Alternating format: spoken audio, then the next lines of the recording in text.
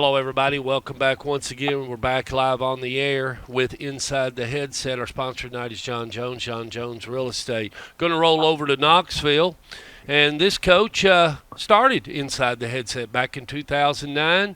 And he will be here Friday night with the Knoxville Catholic Fighting Irish. He is the head coach Philip Shadowens. How you doing tonight, Coach?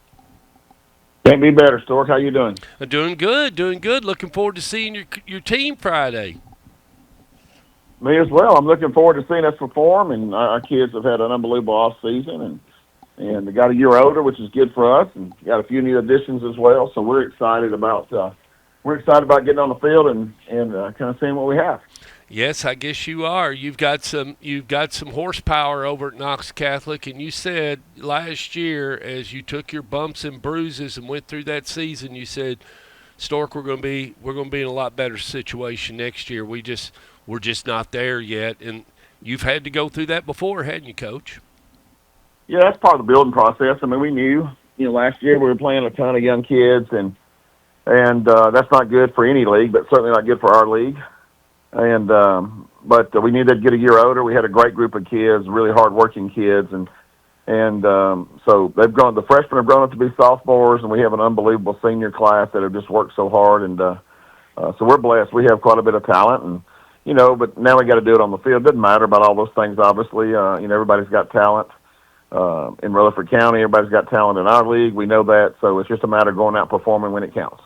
Absolutely, absolutely. And for those that are not familiar, I mean, you've got Baylor in that league, you've got McCallie in that league, you've got Christian Brothers, And, Brentwood and Ainsworth, Kenworth. CPA. Yeah, yeah. It just the list goes on, and there's no resting in your schedule. I mean, you either it's just not easy.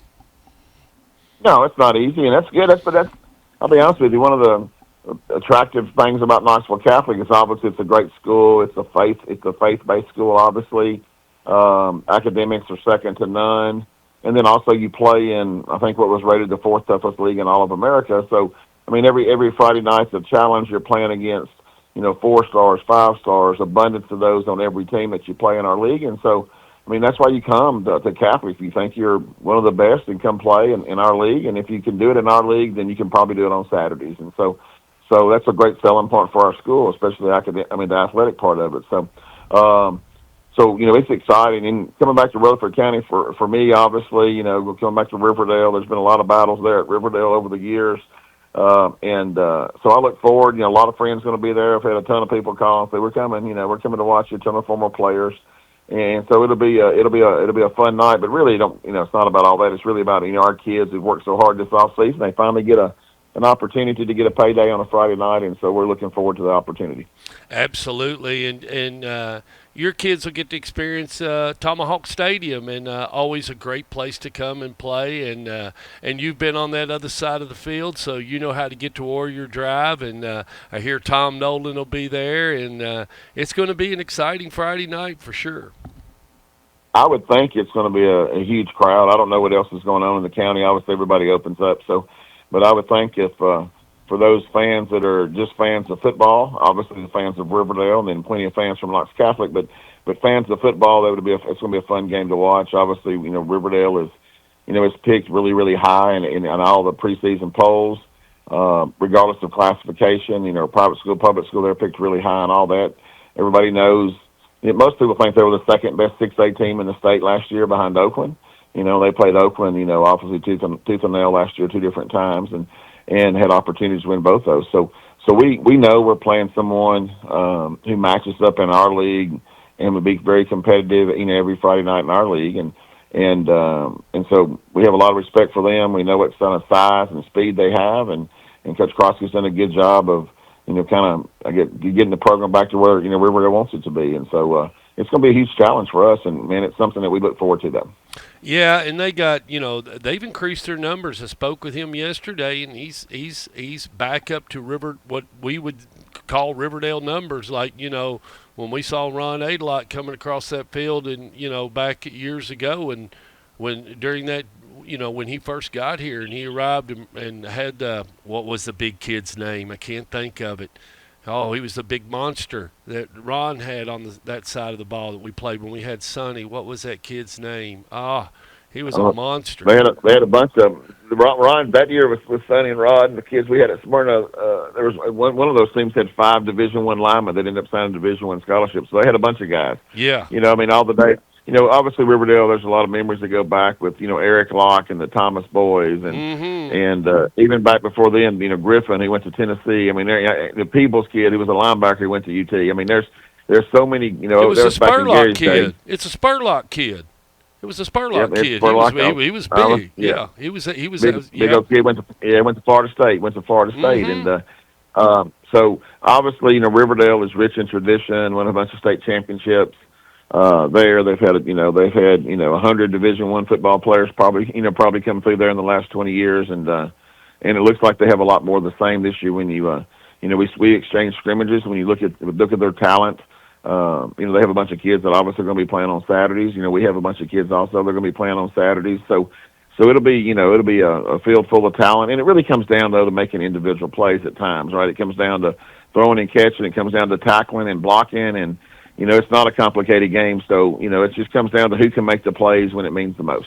Well, and we do know there'll be a lot of orange there. You've got a UT commitment, Tyreek King. He's going to be on the field performing, and then you also you've got a kid going to Notre Dame, Chaz Smith, and Notre Dame fans they're big here in Rutherford County. Actually, that's one of the strongest brands throughout the U.S. And so there'll be a lot of people there to see that talent on the field. And you're right, he's got some goons too. He'll be ready for you. Oh, absolutely. There's obviously those 2 kids, and both of those are 4 stars. Tyreek may be considered a 5-star now. I'm not really for sure. But obviously crazy talented at receiver. Chaz has this unbelievable ability at corner, and also at safety. He may be a safety in college as well. He's a really long, tall kid, and we have a bunch of other players. We have a bunch of we've been blessed. I think we got 16 kids now that have offers. I think 13 of those are at Division I levels, and so we're blessed to have a lot of so we have some big time Power 4 4-star kind of kids, 5-star kids, but then we also have a bunch of just good high school players that are going to have opportunities. And I have another one that committed to Brown the other day. He's also great academically and a football player. So we're blessed. We have good football players. We don't have as many numbers as a lot of public schools do at this level. I think our numbers they're up now. They're like 77. I think is what we have maybe. So that's a big number. We only have 700 and change in students, and so that's a big number for a school with 700 something kids to have 70 something football players. But so our numbers are much better this year as well, and it's just a building process for us that we feel like the time has arrived that we can compete right now and have a chance to win every Friday night. So obviously we won't know that until we get on the field. We got to go out and perform just like everybody does on Friday night, and as we all know, that first game of the year, it usually comes down to a few mental mistakes, alignment mistakes, tackling, just the fundamentals of the game, and hopefully. We've done a good job as a staff of getting our kids fundamentally ready to go. Well, and the big thing is teaching them not to blow that timeout, and when we just misalignment where you got to call timeout just because you're not lined up right or something, and you got to burn one when you may need it later on in the game when it's really, really important. That's the big thing. Really, alignment is the biggest thing defensively. If you go back through and you look at statistics, like you get some national statistics, like. Game 1, and you get this in college as well, but obviously more so in high school. But game 1, misalignments on defense are usually extraordinary numbers. Like misalignment sometimes is above 30% for a defense on a Friday night. And I'm not talking about just egregious misalignments, but maybe I'm supposed to be an outside leverage guy and I play inside leverage. Just little small things like that make the difference in a successful play. Alignment is something we've really focused on. This week, making sure that our leverages are where they're supposed to be, and obviously there's going to be some mistakes made, and the team that overcomes those mistakes will be the team that wins the football game. So, limit your mistakes and be able to overcome the mistakes that you do make. I think that obviously that's coach talk, but that's obviously a key to winning. Your special team's going to be okay, Coach? We feel like they are. We have one kicker is injured, so we're using another kicker, but we feel like he has, he's a good place kicker. He's a solid kickoff guy, and then our punter, we have a good punter that can do some different things back there. So So we feel good about that. We have great return guys. Obviously, Tyreek is one of those. Tyreek King's one of those. But we have another little kid back there that can also fly. So we feel like our return game's in good hands. If you kick it to us, we feel good about that. All that, obviously, special teams is so important anytime, but week one is really important, obviously, and it's not making, a bunch of errors on special teams and taking advantage when you're supposed to take advantage of things. So, there's so many things going into week one as a coach. You're always going through all these checklists to make sure we've done this, to make sure we've done that, make sure we've covered this. And so, we've gone through that for the last 2 weeks, just kind of making sure we have, those things ready to go. And, we feel like we're well prepared, but obviously, Friday night will kind of tell us that. Coach, what time you leaving? What time's the charter buses be headed this way? We're going to leave at 2 our time, and we're going to drive down to a nice little rest area and have a little team meal there where our parents will set up a hot meal for us. And I thought about coming on into Murfreesboro, but decided I don't want to do that. I didn't want to ask the churches there to do that. So we're going to stop at a rest area there in Smith County, and we'll drive on in. We'll probably get there, I don't know, we'll probably get there at 5:30 our time, but 4:30 Central Time. So we'll probably get there 2.5 hours before game time. That allows us to, walk around and, let the kids kind of, get their legs back. We thought about leaving earlier and coming, but we decided that there's no need to do all that. So we'll split the trip up. We'll get back on the bus in Smith County, have about an hour to go to Riverdale High School, and, anticipate getting there around 4:30 Central Time. So give us plenty of time to kind of get our legs back from the trip and do a little pregame things that we do and be ready to roll about 7 o'clock Central. Yeah, and you guys have done this. You've been to MBA, you've been to Ensworth, so you've made this trip before. This isn't something that the Knox Catholic Fighting Irish hadn't done before. No, at least this year we don't have a regular season trip to Memphis, but no, we'll come back. We got Ensworth on the road. We got to go to Chattanooga, obviously.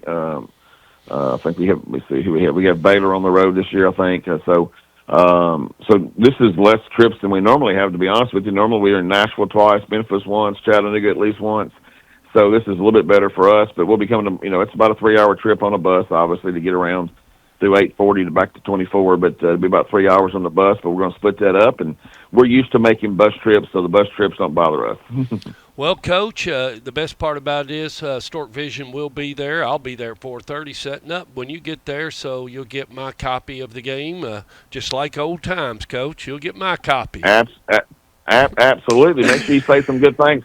Remember, I'm not really the enemy. Remember, we helped start this show, so you got to say some good things about old Knoxville Catholic too. Now, I mean, Coach, I will say good things. I'll have our script. Anthony Fiorella will be with me, so you really got two people that Anthony, of course, played for you over at Blackman, and he's fired up to talk about Coach Shad and some Coach Shad stories, and so. We are excited, and it won't be me operating the camera. The good thing about it is you'll have the best person. Judy the Beauty will be running that camera, so we're going to be in full force. Absolutely, man. I look forward to it. I really do. I got a lot of people coming in, and I'll tell you one thing. Mr. Rakes, I talked to Mr. Rakes, old Smyrna principal, who is really Smyrna at heart. I talked to him 2 or 3 days ago, and he said, if it's not raining, I think I'm coming to the game. I just got to find a place that'll wheel me out so I can watch. And I said, well, if I see you there, I'm gonna come talk to you. So I talk to Mr. Rakes quite often, and not as often as I should, but we do talk a lot. And so he said he's trying to come to the game. I said maybe between Smyrna and Blackman reunion there, and maybe they'll all be yelling for. I hope everybody. We need all the fans that we can get. We're a small school, so I hope everybody comes there and yells for some Knox Catholic. I hear you. I was working on a cell site, a new tower build up in Springboro, Indiana, I think it was. And anyway, I was working on one up there, and I saw where Smyrna Ready Mix had a office there. So I called Jeff, and it just so happens they were doing something else with the land. But Jeff Hollingshead answered the phone. The largest privately held cement company or concrete company in the United States is Smyrna Ready Mix, no question. Yep. Have you had a chance to see the facility at Smyrna? Well, I haven't been in it, but Sherry, Sutherland, the principal there, she sends me, every time they update something, whether it's the new building, obviously lots of pictures of that, the turf, the scoreboard, but also the school renovations. She sends me pictures of that.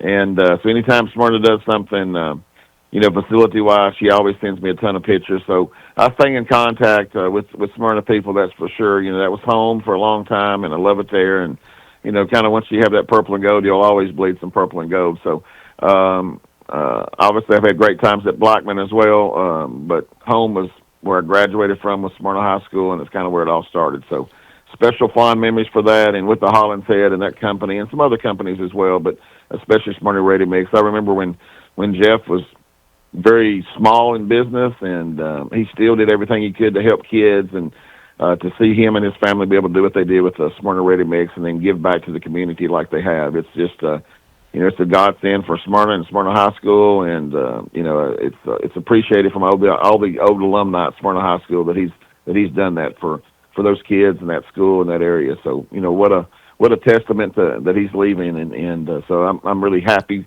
that's happened for Smyrna High School. Coach, we can't wait to see you Friday night. We'll be out there, and safe travels, and go Irish. Can't wait, brother. See you soon. See you.